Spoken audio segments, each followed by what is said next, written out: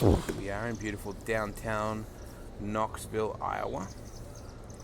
This is the beautiful Candy's Flowers shop. Although it's way more than flowers. So much incredible stuff in here. It's just beautiful. Right next to that is the A&P pub. And every night they have to kick some guy out because he's there till closing time. And if you know Skipjacks, you know that's complete fabrication. Because he might be here to look at that beautiful building, but he's not here for the pub. How are you, mate? Good, mate. How are you? Good. The bugs. What's up with the bugs? There's bugs here tonight. They're everywhere. It wasn't too bad a winter, so the winter didn't kill them all. So they come back with vengeance. Big storm last night. I was busy. I was busy sleeping. Were you? Yes. I stood right there and got some lightning shots.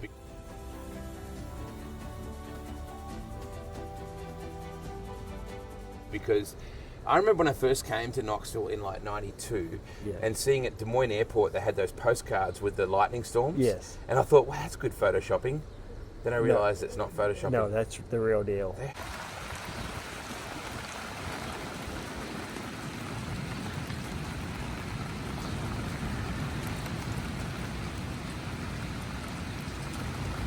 They have good electrical storms here. Yes, they do. Some of the storms I have here are awesome. Yeah. One time I seen like a big green cloud coming. Like a big Green one? Yeah. That means tornadoes, doesn't it? I'm not sure what it meant, but it was a good storm that came after it, and it was just a ripper.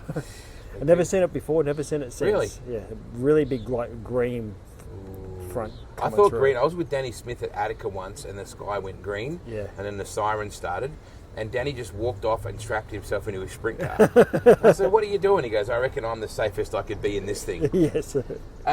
I noticed your hybrid that you just pulled up in over there. I wanted to ask you, have you ever owned a pickup truck?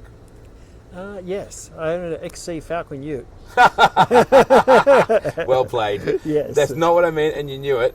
You never owned a dually or anything like that? No, when I had the race car, we had one. But Yeah. as a normal driving around car, no, because I drive to Des Moines every day to go to work, it just wasn't very viable. It just didn't make sense. This place has been the place you live, your home in a lot of ways, for a long time now. But every year I come here, I still marvel at the quaintness of it. This square is generally very quiet like this, but everybody stops at it's a four-way stop there. And people generally stop and wave you on, like no one's competing for grid positions here. Yeah, it's not like the hustle and bustle of Sydney. You get to Sydney, and place like I used to live home. Used to go to Fels's place. Used to take 35 minutes. Yeah. Now it takes an hour.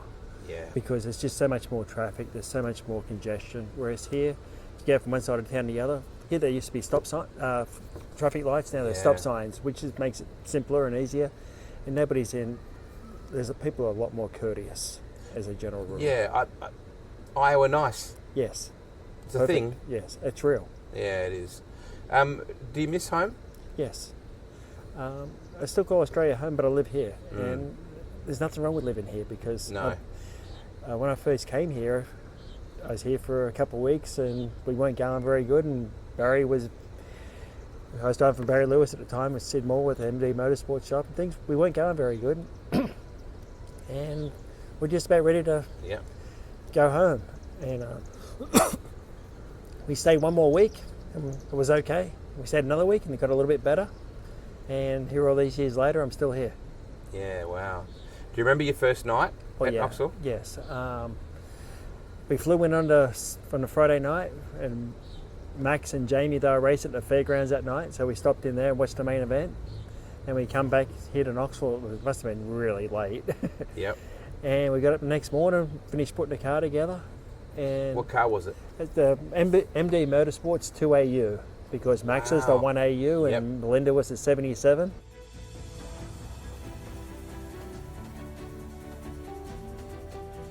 Yep. And I was at 2AU, which was really cool with me because Gary Rush is number 2, so you're going to be something. Were you nervous?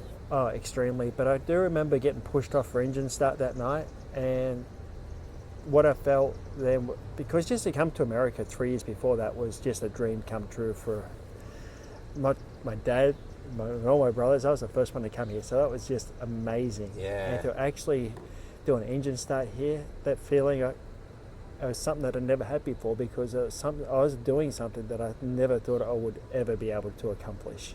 So that was amazing. Newcomers, Skip, they don't get a chance to roll around the track. Like, you know, when you wheelpack Parramatta, Yeah. 100 laps sometimes, right? Sometimes, yes.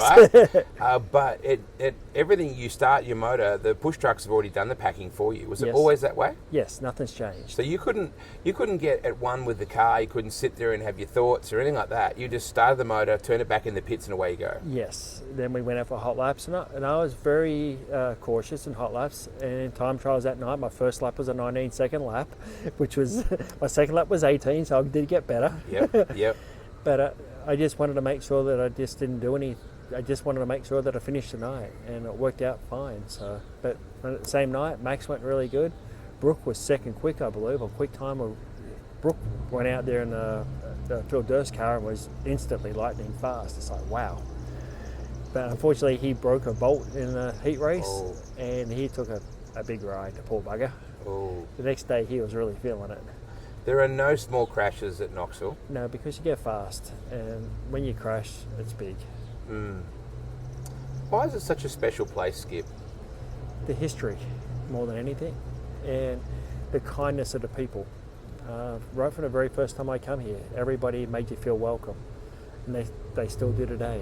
And I felt that comfort and compassion from everybody in any way, shape or form. Everybody's, as you said, Wade, Iowa nice. Yeah. And that's what brings everybody, that's what keeps everybody coming back, because Carl Larson is a great example, because he could go anywhere he wants to, but he chooses to come here, and he races hard. But he also appreciates the fact that everybody's nice. And Tony Stewart, the same thing. Yeah. I saw a picture today on the internet of Walt Dyer and sitting with Danny Dietrich.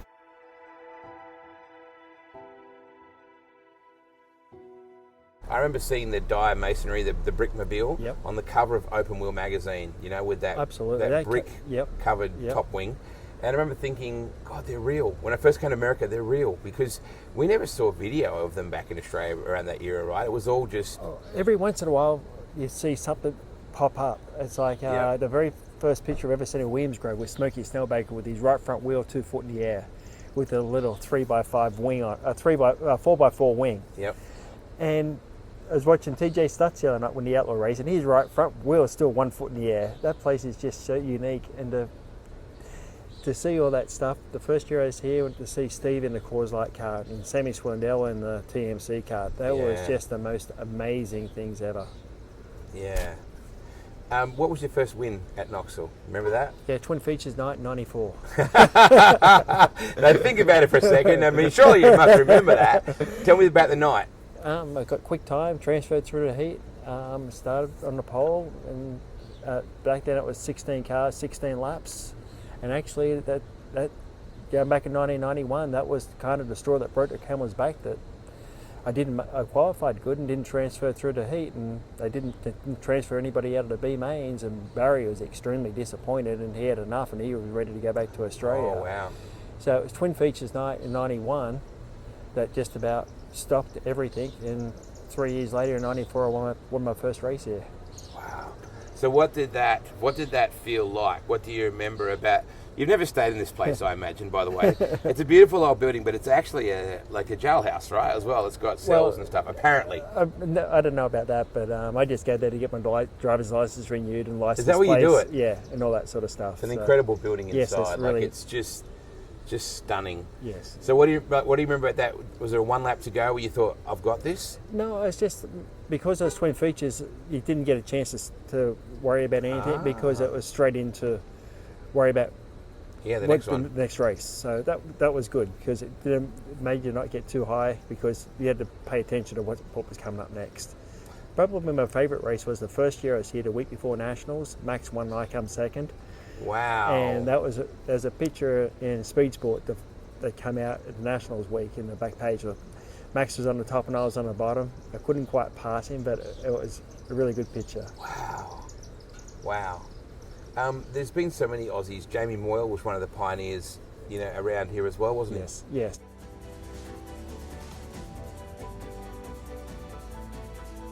Rush started the trend with Bob Trossel, and Rush set a really, really good standard. And then Jamie Cummins was hanging out with Trossel too, and Max.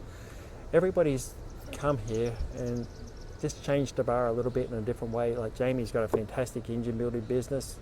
Kerry started staying here, and he's got a good shop here.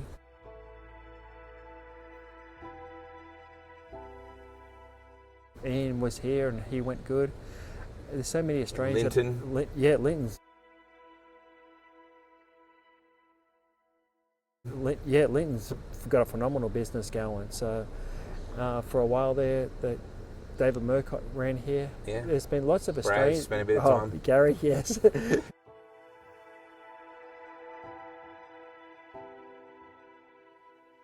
Did Steamer race here?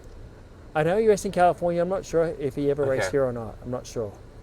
But Gary certainly remembered throughout America for a wide variety of reasons. Yes, Gary was very fast, very fast. He was Murph very hard was to quick beat. around here too. Yep, so Murphy went.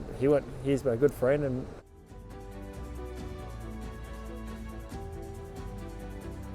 it's funny how we started racing three-quarter midgets together and ended up here. Yeah, compacts as well. Like Yes. you sort of followed it. Now that's another thing that would blow Aussies away, and that happens a lot.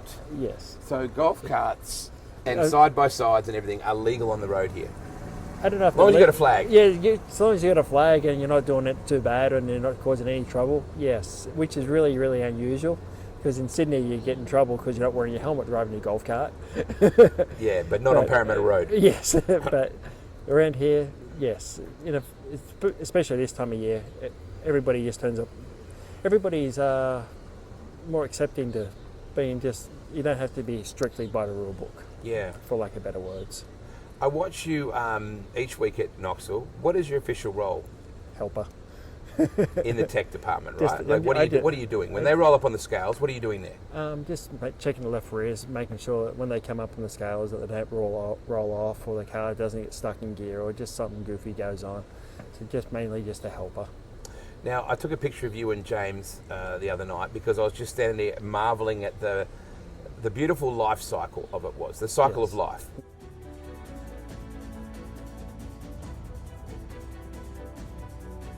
Another Aussie rolling through. Last year, I think I took Lockie McHugh up to you and said, "Hey, mate, talk to him. He's never been here before," and that happens a lot with you. Do you take a step back in time when those guys roll up on the scales, or are you completely removed from it? I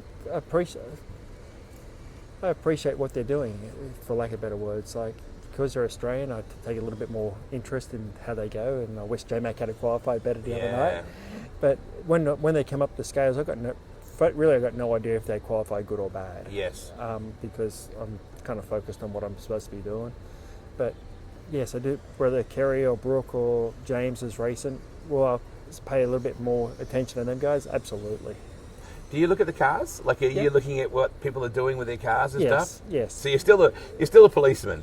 Well, you still love it. Yeah, you're still because you grew up doing that, and that part will never get out of you. What makes the cars go fast? What size left rear they run? The wings a little bit offset. How come? Just little things that car's go. Oh, that's what do they got that for?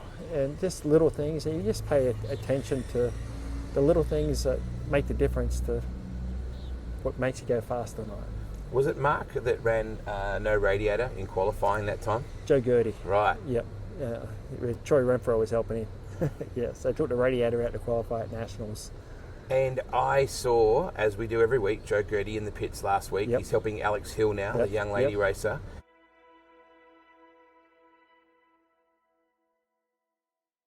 And people like that walk around all the time out there, Skip, and I just go, that's Joe Gertie. Yes. The name Gertie is just so entrenched in our sport, isn't it? Started with Earl. Yep, Earl done a phenomenal job. Like, back in '88 when I first came here, there was only two engine builders. There were Shavers and Gerties. That was it. And they were both very, very good. Then as the years went on, there was a bit of everybody else started to kick in. But for the longest time there, if you wanted a new motor, that's where you went, either one of them two. I think that thing's fairly quick. Yes. And James actually drove for Joe Gertie as well, in that 3G, That's right, yep. James has driven for some very good people over the years. Yeah, he has. Yes. Yeah. James it's kind of like everybody's. Gary set a phenomenal standard when he came across here. Then Mac's done such a great job. Then Brooke and Brazier, Kerry, everybody's done such a really good job.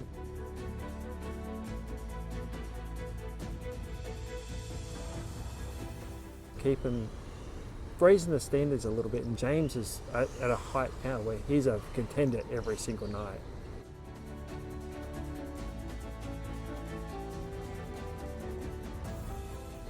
It's a humbling place to come to as an Aussie. Completely. They treat you so beautifully, like, don't they? It doesn't matter whether you're a race fan or a mechanic or a driver. It's humbling. Yes, I've been very privileged to be able to stay here all these years, and I think it goes back to the very first time I came here. I had a grandstand ticket, and I asked the guy in the pit gate, "Hey, can I go in the pits and just walk around for a little while? I got a ticket." He said, and the old guy said, "Sure." He put the ticket in his pocket. I went and walked around the pitch for an hour or so. Come back, he gave me the ticket, and back up to the grandstands I went. And just that little thing put such a comfortable feeling. It made me feel welcome. Yeah. And he was nice to me, and it made it so easy to be nice back.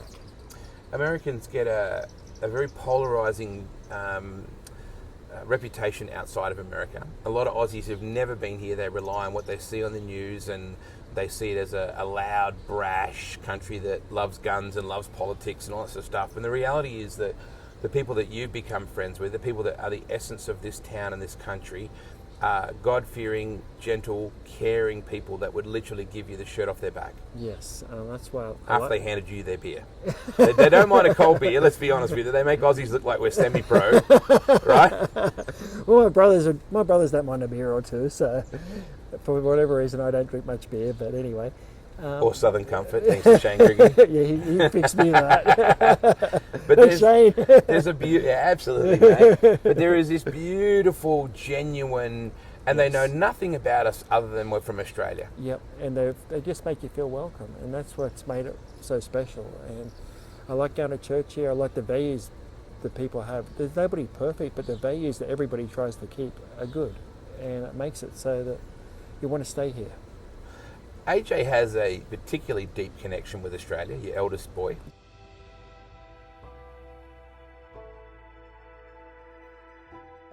Abby is a Knoxville girl. Yep.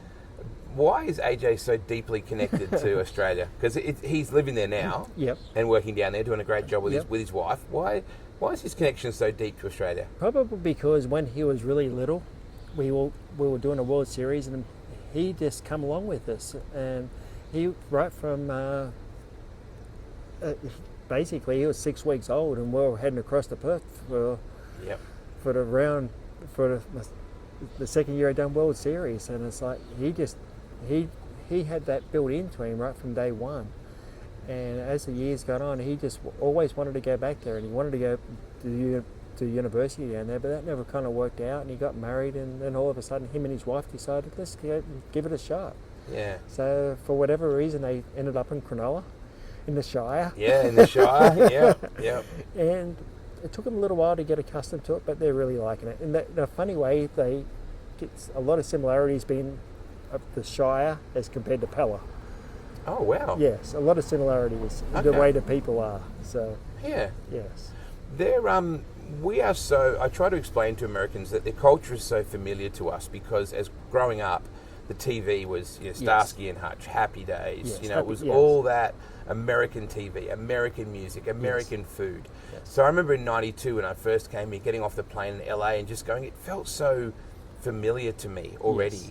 Did you feel that when you first came here? Definitely, because I used to watch the same TV shows as you, Starsky and Hutch, and Dukes of Hazzard, Happy Days. That was always Brady Bunch, Buck Rogers, all that favourite type stuff. So what they missed out on Skibby Bush Kangaroo and all that other stuff that we got. And Kingswood Country. Yeah. Pickle me grandmother. But I think I'd love to show Americans the castle. I'd love to show the Americans the castle. That is a ripper movie, isn't it? That's Australian culture, isn't it? He's dreaming. Yeah, tell him he's dreaming. Nothing like the smell of two-stroke in the morning.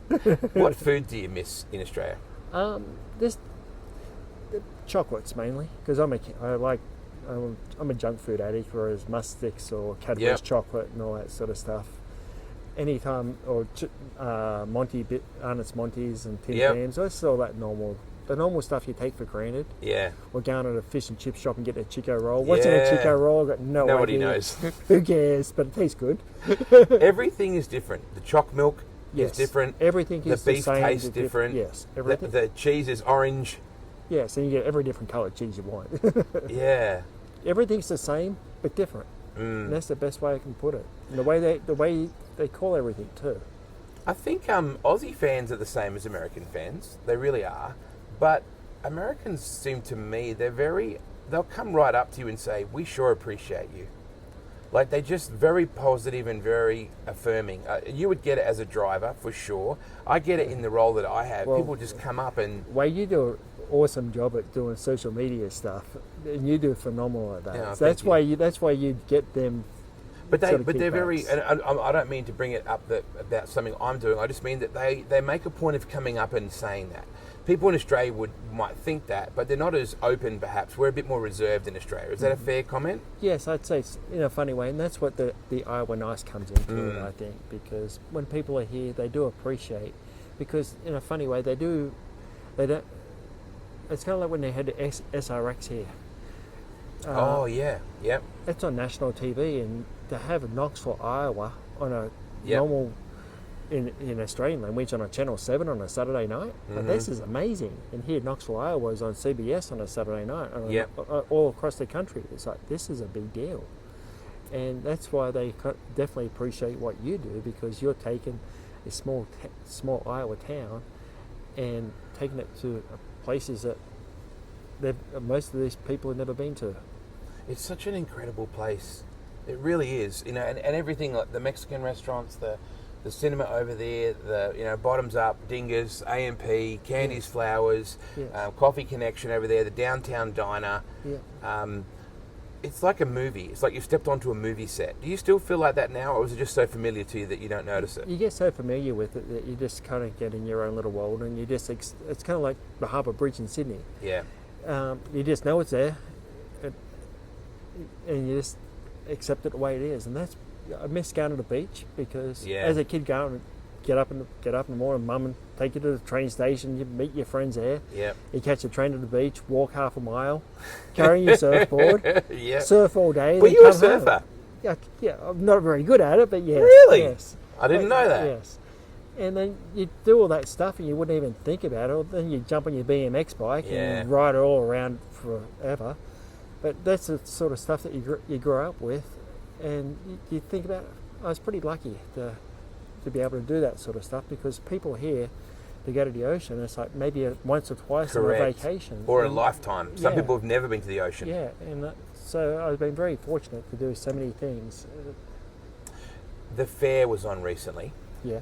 The A-Main, the winner of the Pro Sprint, got like it was like a quarter of a hog. Yeah, that's a great prize. Half of a beef. Yeah. That is so beautifully to its roots. Like, literally, those guys were winning a side of beef. I know. I won it one year. It was awesome. Isn't that amazing, though? You spread it with your friends, and it works out really good for everybody. The guys that help you in the car, you give them the same, so it works out really good for everybody. They're the little things that make this place special. The Knoxville Queens contest, right? Yes. Now, your daughter was able, which is a phenomenal thing. Like that, that was a huge buzz for me, and I'm not even a dad. And this year, Emma Tatnell is in there. It's funny. The first year I was here, Amy, she was she really? Brooke's wife, Amy, she was the queen, and Jerry Richard he won a C main or something that night at the Nationals, and they more talked about that than what he done.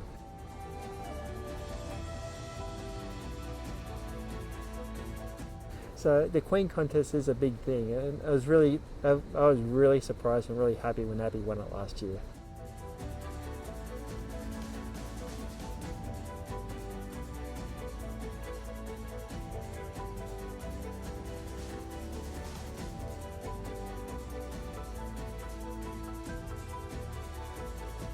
It's very traditional. Like they wear the evening gowns. Yes. They learn how to wave. It's got a lot of dignity. Yes. It's not like going to, no disrespect, it's not like going to the Gold Cup. It's not a bikini competition. No. It's not even really a beauty pageant. They have to answer questions that are you know. Yeah, and it's something that makes this whole. That's what makes it. It's just another little piece of the Knoxville Nationals puzzle. It makes it special. Yeah. Even Panda, right? Like JC coming out on Panda. You Yes, hear the that's roar huge. of the crowd when she comes out. Because it's just something that is a good deal. Like, that's really unique and really special. And like a couple of years ago, they had the Budweiser. Mm-hmm. Oh, that was epic too. Yeah, and my brother David says, "What's the big deal about that?" I said, "David, if you were here and you how special a Budweiser horses are, you'd realise what a big deal." He says, "Really?" I said, "Yeah, that's a big deal." They're rock stars, those horses. Yes, they're amazing. When you go to the state fair, they have their own, like, full, they're rock stars. Yes, absolutely. Yes. The anthem is still such an incredibly moving experience. And that's the way. That's what makes America good, because they care about the place, and when it's an identity that makes it unique. Like you go to Italy, and Italians are the same. You see them at Monza, the F1 race, and that's it. That's it, because that's Ferrari and Monza. That makes it special. A couple of weeks' time, Max Verstappen's going to be racing at Zandvoort, and it makes that unique. And America, for all its ups and downs and everything that's going on, that's what when the Americans used to come to Australia back when we were kids, and AJ Foyt and Mel Kenyon and Larry Rice and Gary Patterson, and Mike Raymond used to do a phenomenal job of promoting all that stuff. For the longest time, I thought Jack Hewitt was late model racer, because he won the biggest late model, and they made it such a big thing, and Americans. To go to America, for me to come to America when I first did in '88 was such a huge deal, because it was kind of like a lifelong dream that my dad always wanted to do to and never got to do, and it was just a big deal. So then to come and race here, it's just an even bigger deal, and to be here all these years later is beyond my wildest dreams. Yeah, I think about Tory Taylor, the young Melbourne kid that is the punter for the Iowa Hawkeyes, who's punting in front of 70,000 people and a whole state. Well, not the Cyclone fans aren't cheering for him. No. But imagine, I think they showed a video when his parents first came to watch one of his games. Everything is on just such a more intensive scale here. Sporting event, they don't just love sport, they live it here, don't they? Especially college football. Oh, yeah. Abby went to college up at Iowa State, and one of the things I told her, I wanted to go to a football game, so she finally went and took me to a football game. It was just a normal football game. Yeah. It was just like going to an NRL grand final. That's right, yes. I watched Bob play the President's Cup grand final at the Sydney Football Stadium. It was the same thing. And this is just the same amount of people, the same electric atmosphere and everything. It was like, this is amazing. So to go with, and I haven't been to an Iowa State game, but I want to go there one day just for the sake of how intense it really is. All three of your kids obviously went through the American schooling system, and your beautiful daughter is going to be a Year 2 school teacher coming up, start at the end of this summer. It starts, the pride in country starts very early. It's I pledge allegiance to the flag. It's in the morning. I'm assuming that they still say that. I'm not sure if they still say it or not, but it's definitely something that, especially here in rural Iowa, where they do care about the country, and there is still a lot of deep roots embedded into it, which is really good. And well, it's hand on your heart, isn't it? It's stop, do not speak, stand up, pay hand attention, on your heart. And be respectful to what's happened before, because my granddads were in World War II, and it's respecting them and what they done and what they fought for us to make sure that we could be here today. Every anthem here is our Anzac Day. Yes. We do it once a year. Yep. On Australia Day, it's a different kind of homage. We sort of stand up and we all put red, white, and blue on and get plastered and wear our board shorts, right, and jump in the pool. Yeah. But it's just this beautiful respect that they have for their country, regardless of, like you said, I haven't seen it like this in a long time. I've never seen it this quite reactive. It's a very reactive place right now. I pray it gets back to where it was. That's why I don't watch the news, because I don't watch the news because if I watch this channel, I'll be angry at this guy. Yep. And if I watch that channel, I'll be angry at that guy. So it might be naive or whatever, but I like America because of who it is, not what the TV stations are trying to portray. Yeah. Murph still listens to WSFM. He still listens to the traffic report. He can tell you what Parramatta Road is doing every day. That's okay. What connections do you have with Australia each day? Have you got any way of connecting like that? It seems like I talk to one of my brothers. It seems like at least once a week. My mum calls a cup once a week. Yep. Rob Worthington, who I've always been friends with, I talk to him about every 2 or 3. Yep. I never go more than 2 or 3 weeks without talking to him. Yep. He's such a great mentor and a father figure, and somebody who I can talk to with any issues I have, whether it's a racing car issue or a life issue. Yeah. I can talk to him and get a complete, honest and straight answer. Somebody that I really appreciate and always have. He's been wonderful. Another beautiful human like that is Gary Coleman, OAM. What a remarkable person. Yes, once again, a phenomenal man. And Rob and Gary got a lot of similarities together. It's along with Mr. Felsh. I love talking to Mr. Felsh, and Paul lives in Pennsylvania. He's going to be staying at my place next week, and looking forward to seeing him. Yeah, that's great. There's so many, when I walk around this pit area, there's still so many legends still actively involved in some way. Danny Lasowski has 2 or 3 cars he works on. Dennis Moore Jr. Yes. Not a legend in a different way. Spanning with Garrett Williamson. You've got Joe Gertie working on cars. You've got Craig Delansky always here to keep an eye on what his son-in-law is doing. Yeah. That stuff happens so regularly, Skip. Yeah.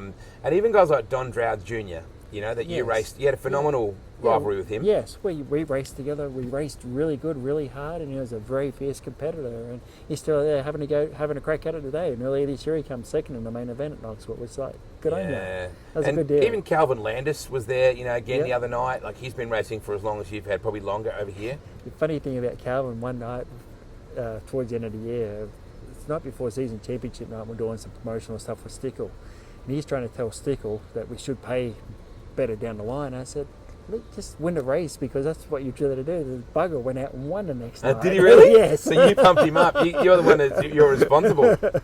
But you bugger, I'm never telling you anything again. There was that was really good. Beautiful moment the other night where Brooke put Garrett in the second car to do some engine heat. Yep.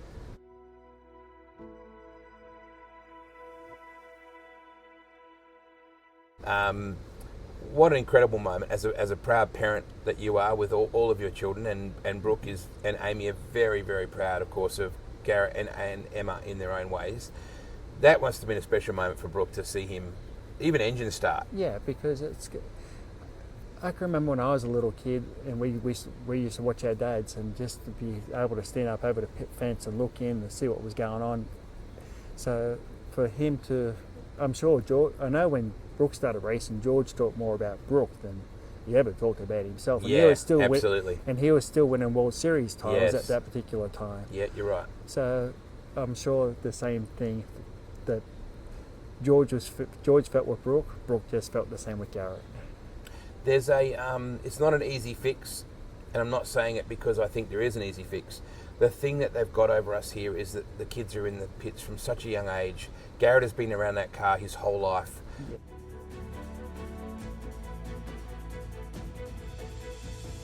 I watched Bo Phillips the other day, Rager's little boy, first night for him in the pits. Like these kids have grown up hands-on these cars. They won't just get in the car one day and go, what does this button do? Yeah. They'll have been involved in every facet of it, Skip. Yeah. And that's changed a little bit here over the last few years too, because when I first started coming here, it was pretty much, you had to be 18 to get in the pits. So everything's got a little bit more, and I believe in Western Australia they can... Yeah, the Motorplex is amazing for that. Yes. In a funny way, it makes it. When we were kids, I was about 11 when I first went to the pits, and I just knew that I had to be on my best behaviour. I couldn't do anything that I wasn't supposed to do. I had to stay right where I had to be. Yep. And I really, really enjoyed it, and I had a huge amount of respect for all the guys my dad used to race against, like the Jack Porrits, Harold Ravellas, Ronnie Mackay's. Them guys are awesome, and they're really always really good to all us kids, which made it really easy for me to return the favour because all them guys were phenomenal to me and all my brothers. You often do this thing where you point down at a car on the lineup halfway through a race, like you did with Kerry the other night. You point at position 8, and we both look at each other and we just know he's on it. Yeah. So you watch the racing intently from the infield as much as you can see with the screen. Some races I don't get to see any, but there's some things that you can say, oh, that's good, because you can kind of know what's going. No, you can still get a feel for what's going on, who's fast and who's not fast. Earlier this year, Chase Randall was really fast, whereas the other night he wasn't particularly fast for no particular reason. And just some things, that heat race the other night, Kerry was like a rocket. It's like, wow. And you know a bit about that car too. Yeah, and some things just stick out to you, and you can notice some things. And when a car is rocking, is there not even a little bit of you that goes, ooh, I miss that? No, because I know how hard it is. I know the desire that you have to have, and how intense you have to be to do that. And I was very fortunate to be able to do that for so many years. As I said, just to come here and race was phenomenal, and to be able to do good at it was amazing. And to win a couple of races here was really good. So, and I was talking to Brooke earlier today. When I stopped, I don't know how it happened, but because I had no intention of stopping at the time. Like I went to PRI that December, talked to Shaver about getting a new motor, talked to J&J about getting a new car, and then everything at home changed, and I did. Even going back to that season before, there's no way I could have thought that was going to happen, because that last season a race we actually done quite good, and then all of a sudden, I knew there was it must have been God driven, I think, because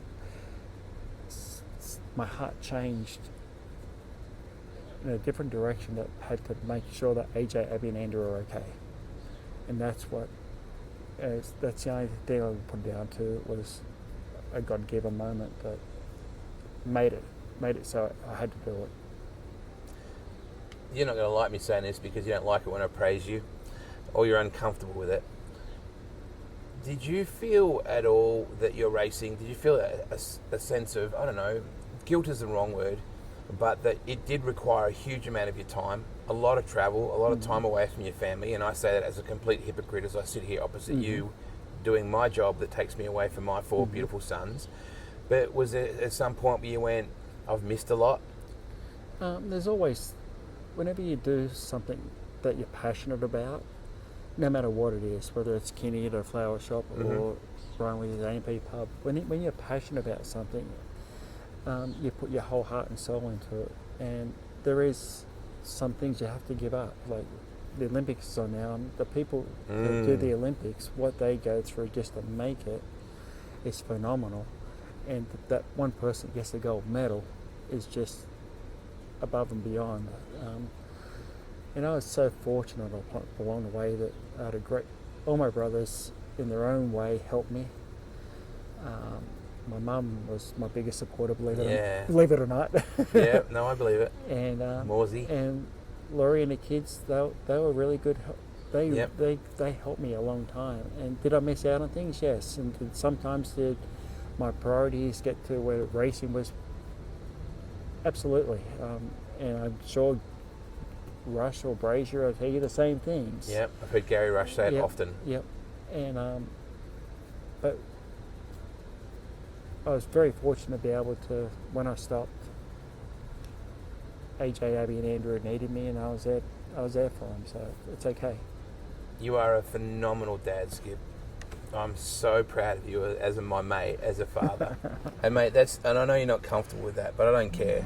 Everybody knows that you're a phenomenal dad, and that your children know you're 100% focused, and your kids know that.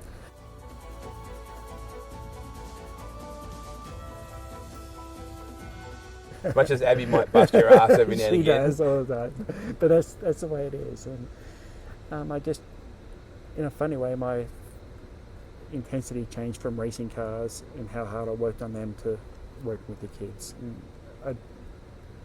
I don't see it as a pat on the back or anything. It's just something that happened. It's just something that happened. I know what you're saying. Yeah. There's a team that you work with on the infield that is one of the most remarkable teams in the world of sprint car racing. There's Mike Profit, there's Rick Rankin, there's Wally Price, there's Whitey, there's John and Connie, there's Tony Bockhoven, there's Eric Arnold, there's Mike Fisher. This is your B-main. Yes. There is a phenomenal aircraft carrier of people that run Rocco over in the back pit by himself. I mean, we can go on and on and on. The crash crew, Justin and Doug, and what a phenomenal group of people. Then you go with Jason Reed and the two Daves in the office, and Jim Udemark, my God, AC. Yeah. There's so many people that are at work. I've missed people, and I'm sorry about that. But absolutely. There's so many of them. There's missed a lot, but there's so many that you already have spoken about. And the biggest thing that changed, when you're a competitor, your whole focus is completely you. Because you are trying to win that race, and Noah's completely exactly the same as every competitor out there.